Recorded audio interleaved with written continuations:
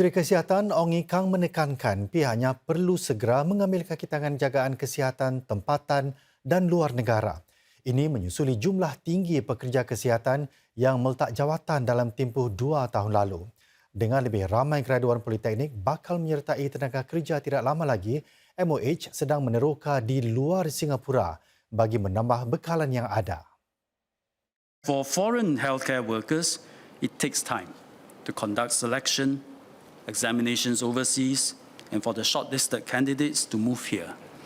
They have so far been trickling into Singapore, but we hope in the second half of the year, more of them will start to come on board.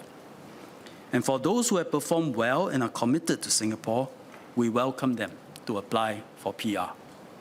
A few MPs have suggested granting PR status to their dependents as well. And we thank the MPs for your suggestions.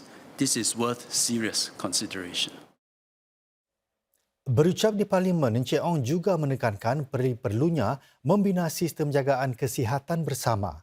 Walaupun pemerintah melancarkan strategi SG lebih sihat, membina sudut kecergasan merata negara dan memupuk kecelikan kesihatan di sekolah, Encik Ong menambah setiap orang ada peranan untuk dimainkan.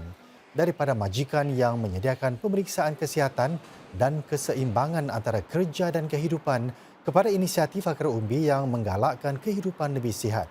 Encik Ong berkata media memainkan peranan sebagai barisan pertahanan pertama mencegah mitos kesihatan yang palsu dan viral.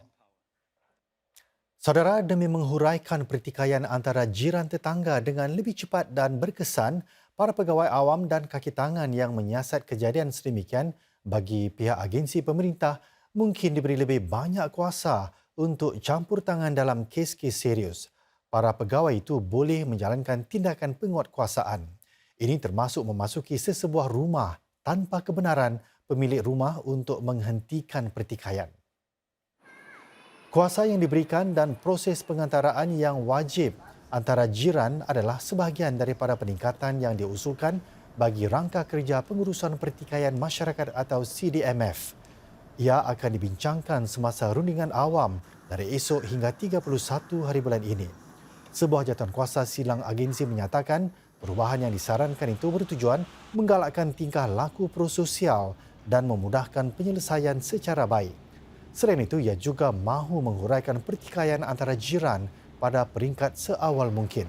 Pihak berkuasa juga menyarankan pengantaraan wajib bagi mereka yang menolak pengantaraan sukarela atau bagi mereka yang melanggar syarat perjanjian penyelesaian. Sektor sumber manusia atau HR bakal menerima sokongan lebih menyeluruh demi lebih sejajar dengan jenis pekerjaan dan jangkaan para pekerja yang berubah-ubah. Sokongan itu disediakan di bawah 1.5 tahun yang dibentangkan Kementerian Tenaga Manusia MOM. Menurutnya, para karyawan HR memainkan peranan penting dalam memastikan para majikan memiliki bakat yang diperlukan sedang mereka merubah perniagaan masing-masing. Businesses that have a strong and strategic HR enables them to stay competitive, to be able to attract and grow the right talent, to support business objectives and seize new opportunities. Sedang perniagaan menggunakan lebih banyak teknologi dalam operasinya. Sebuah pusat baru akan membantu para karyawan HR untuk mereka semula jawatan-jawatan para pekerja. Lebih banyak dana juga akan disediakan untuk membantu syarikat-syarikat mendigitalkan fungsi HR. Contohnya dalam pengambilan pekerja dan memberi ganjaran kepada para pekerja. Dan untuk membantu syarikat-syarikat menawarkan gaji lebih berdaya saing, maklumat pasaran mengenai gaji dan faedah akan dikongsi menerusi portal MOM. Sebilangan sektor yang amat bergantung kepada tenaga kerja juga akan menerima bantuan yang bersasar. Saudara, NTUC First Campus melancarkan satu program baru yang bertujuan menjadikan prasekolahnya lebih mesra kanak-kanak dengan keperluan pembangunan. Program spesialis sokongan pembangunan itu menempatkan pakar-pakar di prasekolah demi membantu para guru dan pelajar.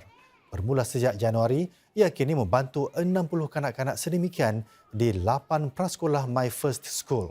Langkah ini diambil setelah kajian-kajian menunjukkan bahawa bilangan kanak-kanak yang didiagnos dengan kelewatan pembangunan kini semakin meningkat. Our early childhood educators play a very important role in this process.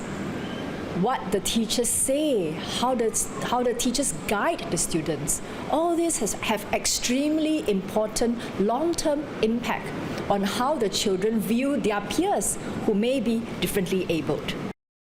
Penguasa kewangan Singapura menyasar untuk meningkatkan jumlah lulusan politeknik yang menceburi sektor keuangan kepada 300 orang menjelang 2025. Jumlah itu pertambahan 80% berbanding 160 orang pada 2021. Menteri Negara Perdagangan dan Perusahaan Alvin Tan berkata, sasaran itu boleh dicapai dengan adanya lebih banyak program perantisan.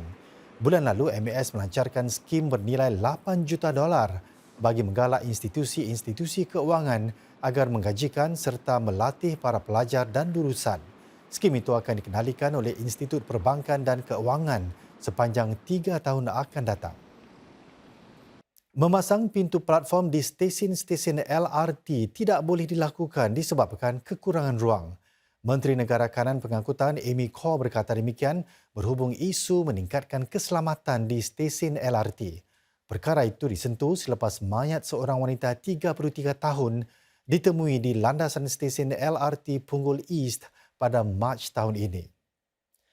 Encik Khor menjelaskan sudah ada langkah keselamatan seperti memasang papan tanda dan start di lantai untuk memberi amaran kepada para penumpang jika mereka berdiri terlalu dekat dengan penghujung platform.